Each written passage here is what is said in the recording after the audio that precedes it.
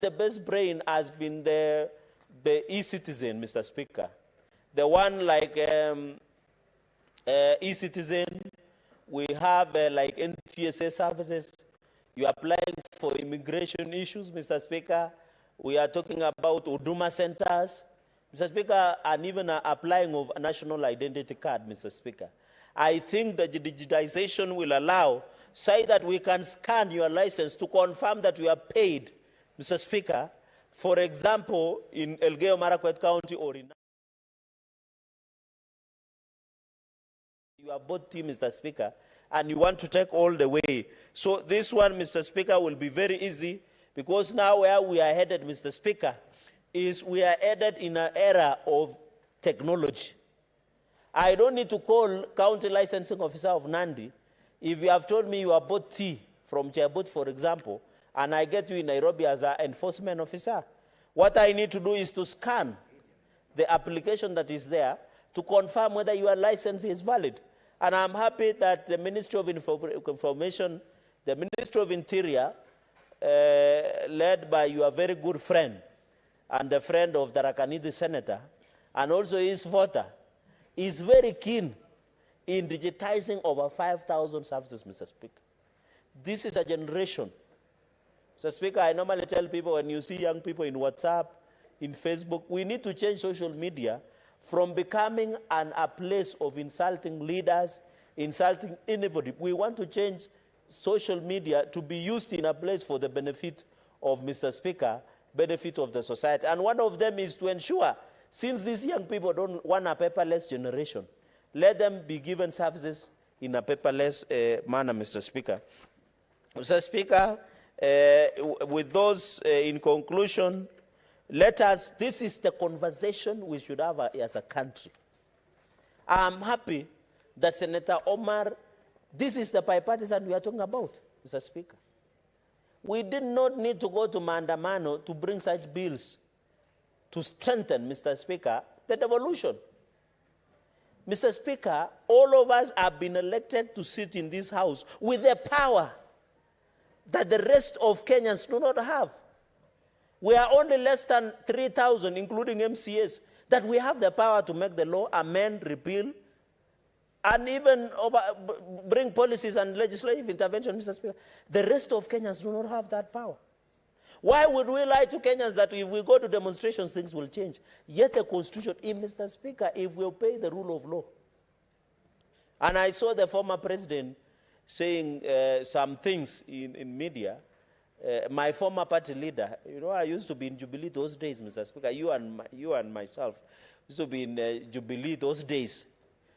Saying some things, Mr. Speaker. Senator Chere, why are you misreading the House that I was in Jubilee?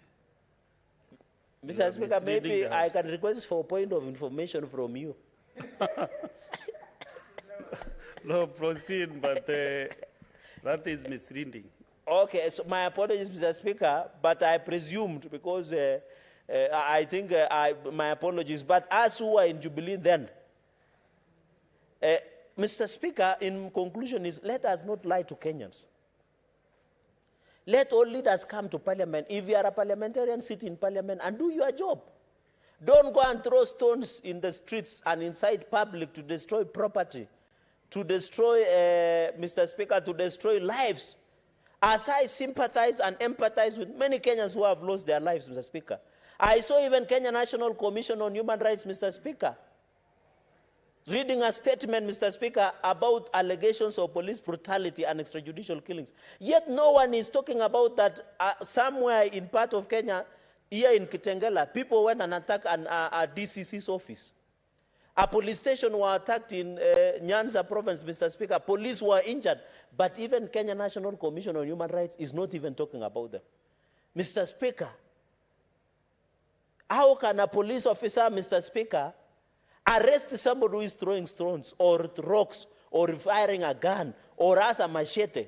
Tell me, which mathematics will you use to arrest such a person? And all of us are human beings, Mr. Speaker. While we ask the police to be responsible while enforcing the law and order, we must, Mr. Speaker, also they are also our sons and daughters, the police officers, Mr. Speaker. They are our sons and daughters, they are our fathers, they are our husbands, they are our wives.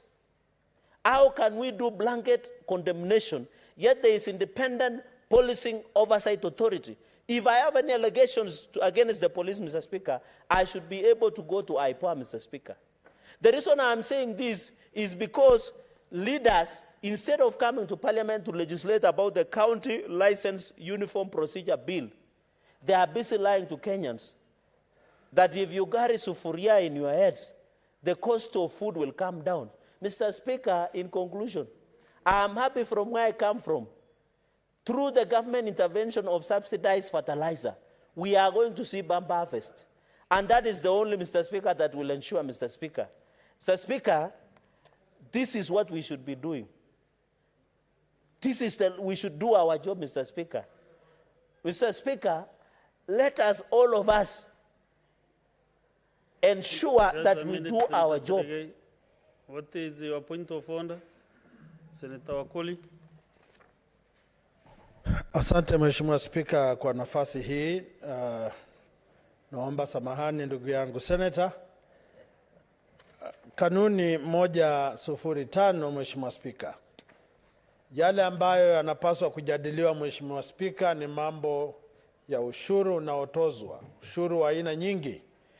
Sielewi mustakabali wa hoja za ushuru na utupaji wa mawe, vifuria kwenye kichwa, tetesi dhidi ya viongozi ambao hawapo hapa na ushuru ambao unalipwa Mheshimiwa Spika. Sijaona ushuru kwa sufuria, sijaona ushuru kwa mawe Mheshimiwa Spika. Naomba Mheshimiwa athibitishe uhusiano wa viambajengo ambavyo ametaja na hoja ama mada iliyoletwa na ndugu yangu Senator. Asante Mheshimiwa Spika. Senator Chegre. Mr. Speaker, What he is saying simply is that they yes, speak yes. on the content of the bill or the...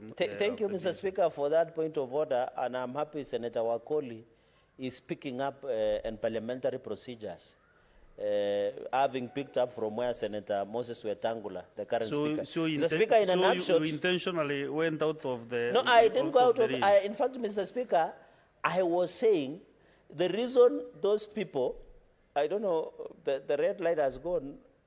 But the mic is on. Okay. Mr. Speaker, so that I dispense that point of order and conclude, Mr. Speaker, the reason people, our colleagues in the minority side are on demonstrations is because of tax. So I was just linking what they are doing vis-a-vis what is on the issue of principle of taxation by saying taxation, Mr. Speaker, is not creation of the president or government, it is the constitutional creation. And they are lying to people by saying if you wear sufuria, the taxation is the reason because there is the reason because of taxation, Mr. Speaker. So, Mr. Speaker, I think that is a link that I was trying to establish.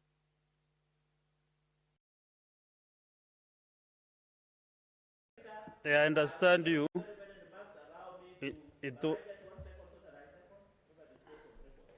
Yes, Mr. Speaker, with those some seconds to Mr. Speaker, with those many remarks, I beg to second. Thank you, Mr. Speaker. Okay. Honorable Senators, I propose the question that the County Licensing Uniform Procedure Bill, Senate Bills number 9 of 2022, be now read a second time. You can see a few senators are lined up to contribute to this. Senator Boni Karwale.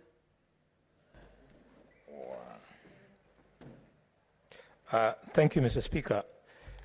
Mr. Speaker, I am so impressed by Senator Omar. She's new in the Senate, and unlike many of her colleagues, many of our colleagues on the opposition minority side, she seems to have grasped her role of being a senator, of being a representative of the people.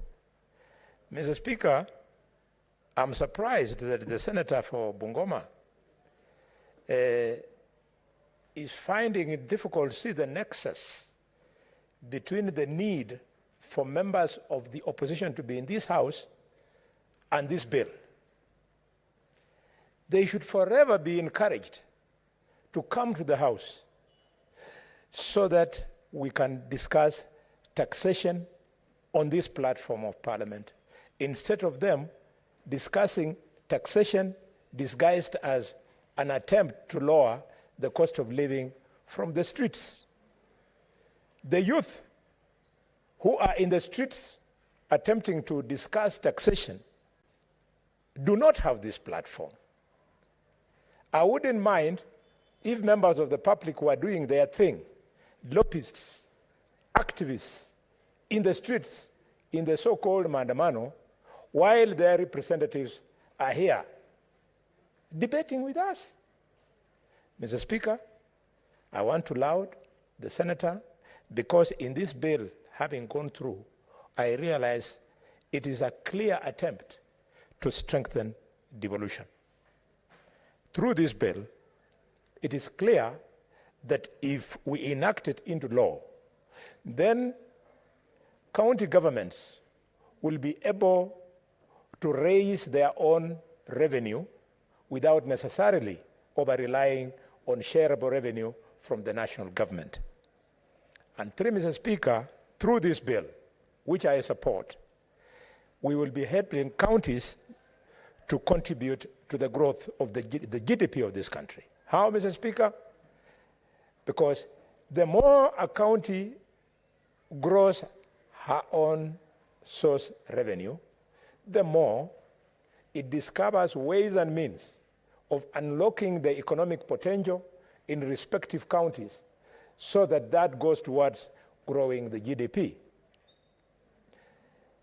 Many days ago, Mr. Speaker, round about 2002, 2005, and subsequently up to the time when we enacted and promulgated this constitution, the hope was that the economy of this country will grow faster if we devolved.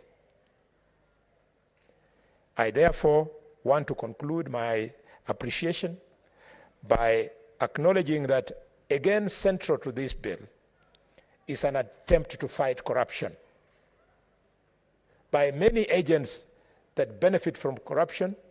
Now, if this bill becomes law, people like police traffic officers who capitalize on various differing licenses, traders do not know where the border of this county starts, ends, and joins the other one. They are then harassed by traffic police officers. Now this bill will make it, Mr. Speaker, easier to police the issue of taxation. Mr. Speaker, in a nutshell, the Speaker, the mover of the motion, hopes that we will be able to establish a standard and uniform procedure for licensing by county governments and any other connected purposes. Mr. Speaker, this is very important because, listening to her, the bill seeks to therefore to propose and establish uniform procedures for licensing to ensure certainty in the process and ultimately, Mr. Speaker, encourage private sector players to do business in our counties. Mr. Speaker, a small illustration of how the lack of this law increases poverty in Kakamega. How the lack of this law, Mr. Speaker, discourages business people from Kakamega in participating in business. Look at this young businessman, this young businesswoman, gets money for a startup, and he wants to engage in a business of import and export, Mr. Speaker. So he pays the necessary licenses, up to and including import licensing, pays all he pays in Japan, and then he imports whatever goods he wants to do. The goods come and land in Mombasa, Mr. Speaker, and This young business person who had no idea that he would have to speak to the issue of licensing 12 times, while in Japan he spoke to it only once. But once in Kenya, he's supposed to speak to it 12 different times, and then gets completely fatigued financially, or confused, or conned. What do I mean? Because one, the businessman will meet people in the county government of Mombasa. The moment he satisfies them and their conditions, he has to move from Mombasa, crosses into Kwale County, does the same. From Kwale County, he has to go into Taita Taveta County. Therefrom, he goes to Makueni County. And he's still being challenged. You have not paid here. You're supposed to pay like this.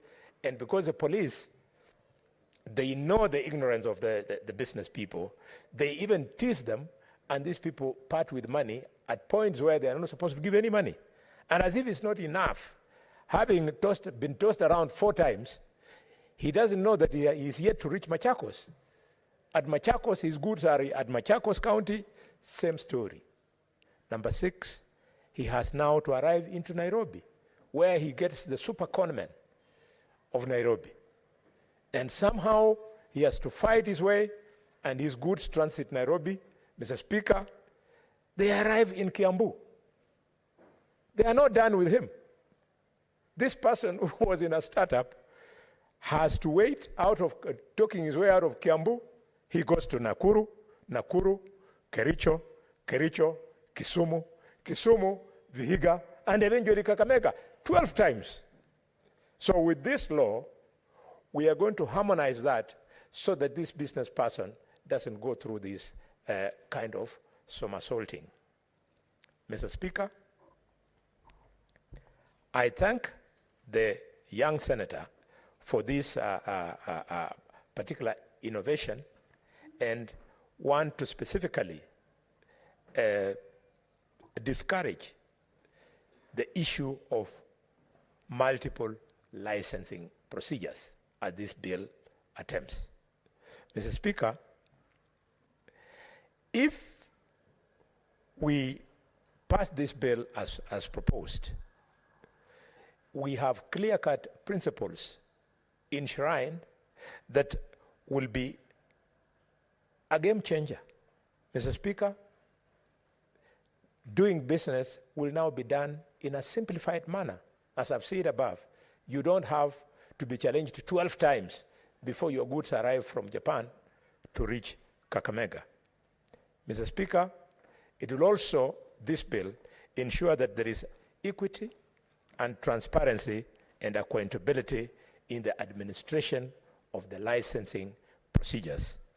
And finally, Mr. Speaker, with this bill, we are going to ensure that the licensing framework is consolidated and requires persons to hold minimum number of licensing, ideally 1, 2, at most 3. Mr. Speaker, I am saying this as if I'm talking to the majority side alone. Again, I ask, where are the Azimio senators in this House, Mr. Speaker? And I say that very carefully because on paper, our able speaker might look like he's Azimio, but when he's de facto non-Azimio, Mr. Speaker, I want to encourage them, and a lot of them are young senators. They should take advantage of this platform. The platform of Parliament is very high. It is the highest platform from which you can speak. Instead of wearing a sufuria on your head to go and dodge the police trying to discourage you, you can say all the things you want to say in Kawangware, in Kibra, from this House. It will be on record. It stands a chance of becoming law, Mr. Speaker. Mr. Speaker, and my brother, the Senator of Bungoma, I was with you. We have, Senator Mungatana, proudly, you have to tell people you are senior. And proudly encourage them to listen to you. Because some of the things I see new members of parliament doing are unbelievable, Mr. Speaker. I was with the Senator of Bungoma in a function 2 weeks ago. And I saw in Tongaren, I saw and heard a member of parliament begging the chair of the committee of budget in parliament to help him, to give him money so that he could build a classroom. Senator Wakoli, you remember who. And I was shocked. And he told that chair, Mr. Chairman, sir, because you have graced this occasion, please help me build 2 classrooms here at Martin Shikuku Primary School. Amazing. A chair of the committee is not the Minister of Finance, from whom you can ask for such a forms. He's not the head of state. He's your colleague. You're supposed to go and sit with him in the committee and see how you arrange finance. And what is more, Mr. Speaker, because of the members of parliament don't know, they need to be guided. The same member of parliament was speaking when he controls 140 million shillings from CDF. He's free to construct 8 classrooms if he so wishes, be they normal classrooms or story buildings, and avoid the embarrassment of looking like a man who is a chairman of a committee is his senior who provides them with money for development, Mr. Speaker. Mr. Speaker, I look at Article 6, Clause 6, which speaks to the obligations that this bill will give county governments. And I am very excited because the principles include, Mr. Speaker, the protection of the rights of the consumers of the respective counties. As I said above, due to lack of these guidelines and principles, anything goes, including the real and imagined. Mr. Speaker, this bill will ensure that the quality of goods produced and services delivered are of the highest standard. Mr. Speaker, finally, the bill will ensure that the licensing fees imposed by county governments are not only uniform, but they are imposed with respect to the license and are not prohibitive and do not hinder the conduct of doing businesses. Mr. Speaker, you go to a country like Rwanda,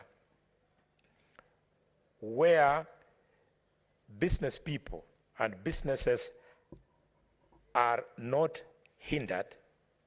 They are moving faster than us, the giants of this region. There's no reason why, Mr. Speaker, a Kenyan would want to benchmark on anything in Rwanda. But I'm starting to see committees and even some ministers going to Kigali in the name of wanting to see how it is done. Mr. Speaker, this should never be the case. Kigali, with due respect, they're our good neighbors and our friendly country. They're a very small thing, a tiny thing. You cannot compare Kigali, even Rwanda. Mr. Speaker, the GDP of Nairobi, the county of Nairobi, is bigger than the GDP of the Republic of Rwanda. And because we are not taking it seriously, we hear people saying, oh, we want to go and benchmark in Rwanda, we benchmark on what? The reason why Kigali looks better is because they are managing the plight of corruption. They are controlling it.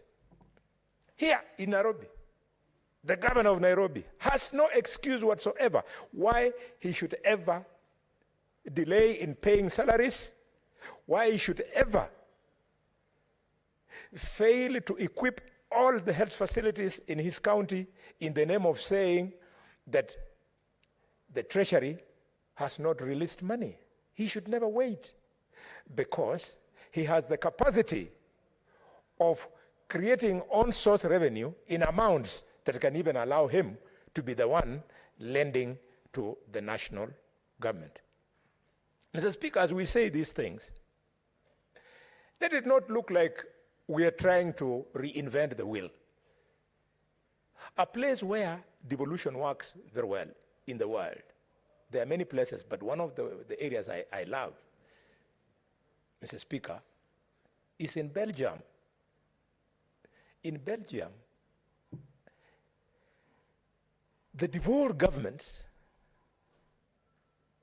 have more money than the federal government. So the federal government relies on the devolved governments to help it to be more efficient. So why would somebody want to be the governor of Nairobi when you have no idea that you will be controlling an economy bigger than the economy of Rwanda? And therefore, what do you do to unlock that economy? Mr. Speaker, this is the House. We must demand for performance from governors. And that performance should go beyond just them showing us how they pay salaries. Devolution was not about creating units as employment bureaus. Devolution was about unlocking the economic potentials of all the 47 counties of Kenya. Mr. Speaker, one can say these things on and on, but I'm glad that a trend seems to have developed in the last 10 years, over the last 2 elections, where senators are becoming governors and governors are becoming senators. I hope that with this mosaic, people who leave this house going to be governors will give us better governors than the governors who go into office without experience of having been in this house, whereby you have on paper the performance of all 47 counties through which you are able to compare and contrast. Mr. Speaker, with those many remarks, I wish to support this bill strongly. Thank you, Mr. Speaker. Thank you, Majority Whip. Senator Danson Munkatano. Bwana Spika, nachukua nafasi hii kutoa asante kwa kunipatia nafasi hii, pia mimi kuzungumzia mjadala huu. Jambo la kwanza, natoa asante kwa Mheshimiwa Mariam ambaye ndio alileta mswada huu kuhusu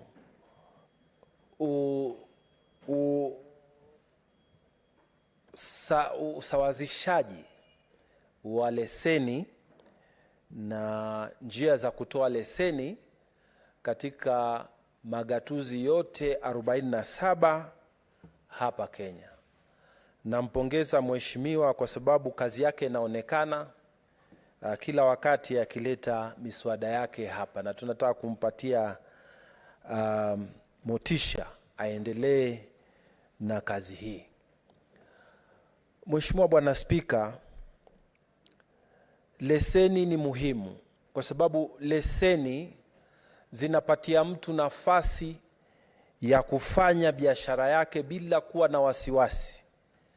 Inampatia mtu mfanyibiashara yoyote nafasi ya kufanya kazi yake akijua kwamba katika vitabu vya serikali, ikiwa ni serikali ya gatuzi ama ni serikali kuu, jina lake na biashara zake zinajulikana kirasmi na anavyofanya ile kazi hana wasiwasi. Bwana Spika, sisi kutoka Tana River tuwakuzaji wa maembe, pia tunatoa matunda mengi sana. watermelons, tunatoa pojo, maharagwe. Bwana Spika, pia sisi ni wafugaji, na mara nyingi tunatoa mbuzi, ng'ombe, ngamia kwa masoko yetu kutoka gatuzi letu la Tana River, na wale wanabiashara ambao wanakuja kununua, wengi wao wanatoka nje, na wakija wanakuja na leseni zao kuja kuchukua hii mali kwenda kutafuta soko. Sisi shida yetu ni kwamba wanabiashara ambao wanakuja kwa gatuzi letu wanasumbuliwa sana, wanateseka sana.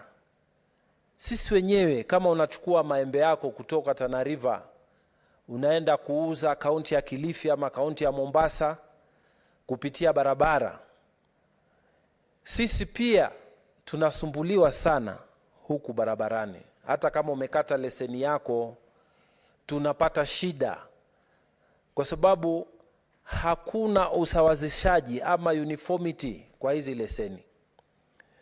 So sheria hii mpya ambayo imekuja, Bwana Spika, italeta hali ya kupumua kwa wafanyi biashara, kwa sababu sasa ikiwa kwamba wanabiashara pengine umetoka na miraa yako kutoka huko Meru, umepitia Tharaka Nithi, umekuja mpaka Tana River County kuja kuuza, basi safari yako inakuwa nzuri zaidi na ya kupendeza zaidi kuliko kama mambo ya hii leseni yanasumbua vilivyo kwa sasa. Bwana Spika, sheria hii tunataka bunge la seneti ilipitishe kwa haraka sana, na tunaomba kila seneta ambaye atasimama wapitishe hii sheria kwa haraka sana, kwa sababu ikiwa tunatoa bidhaa zetu kupeleka kwa soko na ile leseni ambayo umekata ni leseni ambayo inajulikana na maaskari wa kaunti na maaskari wa serikali kuu, inakuwa rahisi kwa wafanyabiashara kufanya hii kazi zao. Bwana Spika, kwa sasa ipo shida, na wenzangu washaongezea na wameongea sana kuhusu shida ambazo watu wa biashara wanapata. Sisi kule chini, sehemu kama za Hewani, sehemu za Kulesa, sehemu kule chini kama za Wema, watu wakishatoa matunda katika maeneo yao ya mashamba, unakuta wafanyi biashara wanakuja pale wanasema lazima washushe bei ya kununua kwa sababu wamepata shida huko njiani.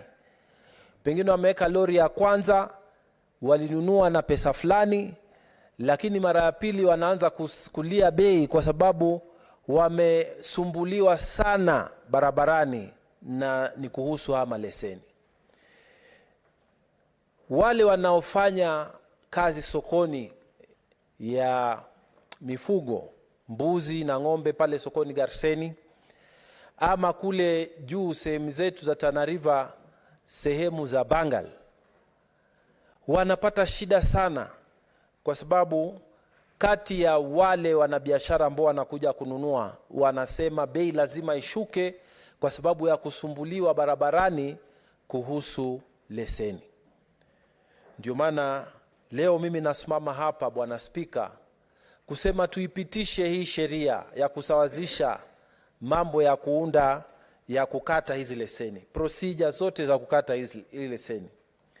Bwana Spika, kuna kifungu hapa, kifungu cha 7 katika hii sheria inasema kwamba kila gatuzi na kila licensing authority inatakikana baada ya hii sheria kupitishwa miaka 3 isipite kabla wao hawajaweka hii system yote kwa mambo ya kompyuta.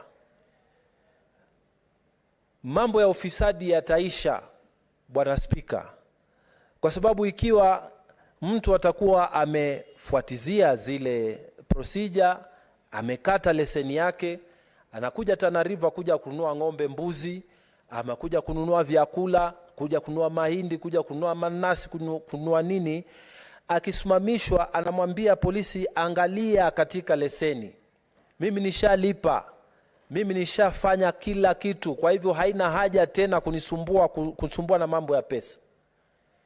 Bwana Spika, ukienda nchi kama Afrika Kusini, hata saa ile unaingia kwa geti, sioni mtu akija na kikaratasi pale ama kitabu akuandike ati wewe jina lako ni nani, ati wewe leseni yako namba ngapi. Watu wanakuja Bwana Spika na kitu cha kompyuta, anaweka karibu na karatasi yako kama ni leseni, na inaonyesha automatically kwamba wewe ile leseni yako iko sawa, unapita hata upotezi wakati. Saa ingine hizo lessons zimebandikwa katika kioo cha gari. Sasa mtu kama anakuja pale, hiyo lesson ishabandikwa pale, askari anaweka tu, kama ni mtu wa geti, kama ni mtu wa askari, kama ni mtu wa kanjo, wanaweka ile kitu ya kompyuta, na hiyo gari bila kupoteza wakati inapita. Bwana Spika, sisi tunataka Kenya pia iendelee. Sisi tunataka wanabiashara wetu waende mbele. Ikiwa mtu amekata leseni na analeta miraa yake paka Tana River ama anaenda wapi, ile gari ikiwa inapita, haina haja kupotezeana wakati, haina haja polisi kushika watu na kuweka hongo kwa kazi. Ni kuweka ile leseni kwa gari ama kwa dereva, mtu akipita anaonyesha, anakionyesha ile kitu ya kompyuta inasoma, mtu anapita. Kama mbeba ng'ombe zako, mtu unapita. Kama ni mbuzi unapita. Hakuna mambo ya kusumbuana, karatasi hii njoo hapa nyuma ya gari, njoo kona ile, njoo kona ile, niongeze hii, umetoa haitoshi, kupotezeana wakati na pesa inapotea namna hii, na mambo ya ufisadi inazidi kuongezeka kwa sababu ya kukosa sheria ya kusimamia mambo haya. Kwa hivyo Bwana Spika, mimi nimefurahi sana hii sheria vile ilivyotungwa, lakini kuna kipengele ambacho naona kimekosekana, na ninaomba Seneta Mariam aangalie hicho kipengele, kwa sababu hii issue ya corruption ni issue kubwa sana, na hizi kompyuta ningeomba sana angalie vile sheria imewekwa kwa nchi kama South Africa, waangalie nchi za Ulaya, nchi za Amerika, ni nini ambao wanatumia ili wana biashara ambao wamefuatizia sheria zote wawe wanapita bila kusumbuliwa na askari na maaskari wa gatuzi. Na pia hii miaka mitatu ikiisha, ambao nazungumzia kipengele cha 7, hakuweka, kuna pengo pale, kwa sababu hakuweka punishment ambayo ingefaa ifanywe kwa zile licensing authorities ambao zimekataa kufuatizia hii sheria, kwa sababu muda umepewa miaka mitatu, lazima muweke katika mambo ya kompyuta. Lakini je, miaka mitatu hii ikiisha na hawajafanya hivyo, ni nini ambayo ingefaa, ni adhabu gani ingefaa hawa watu ambao licensing authorities ambazo hazikufuatizia hii sheria ambayo tumepitisha kama watu wa Senate, bunge la Senate, ni adhabu gani ambao watu hawa ingefaa wapewe? Hilo ni pengo kubwa sana ambao tungependa mheshimiwa angalie ili hii sheria ikamilike. Mheshimiwa Bwana Spika, amesema kwamba katika kipengele cha 11 hii sheria inasema namna kama mtu anataka kuomba leseni ya kufanya kazi ya biashara yoyote, kwamba wanafanya advertisement ama matangazo ili watu wajue kwamba kuna namna ya kufuatizia ile hatua za kufuata kama unataka kutengeza kuchukua leseni ya kufanya biashara fulani. Senator Danson Mungatana, nitakuzuia kidogo. Yes, yes, Your Honor. Uko na hoja la Senator Siango? Asante sana Bwana Spika. Ningeomba kuleta hoja ya kwamba katika kikao hiki hakuna quorum. Asante.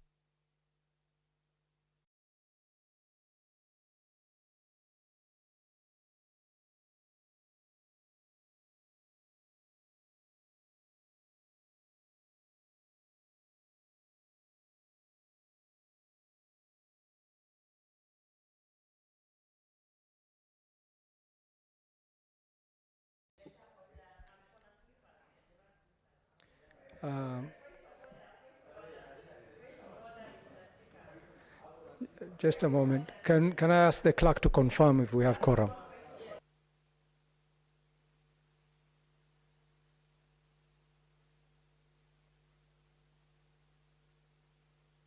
Moment. We seem not to have quorum. Could I ask the bell to be rung for 5 minutes? 10 minutes. 5, 10.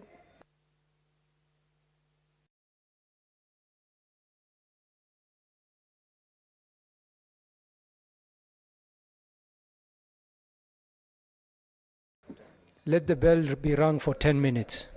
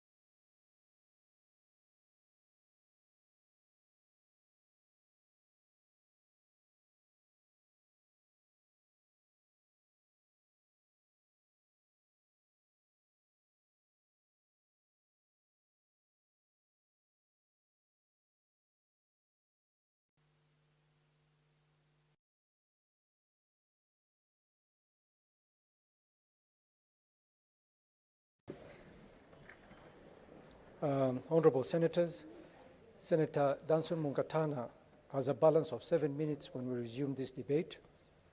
Honorable Senators, there being no quorum and having rung the bell pursuant to the provisions of Standing Order 41-2, the Senate stands adjourned until tomorrow, Wednesday, 26 July 2023 at 9:30 a.m.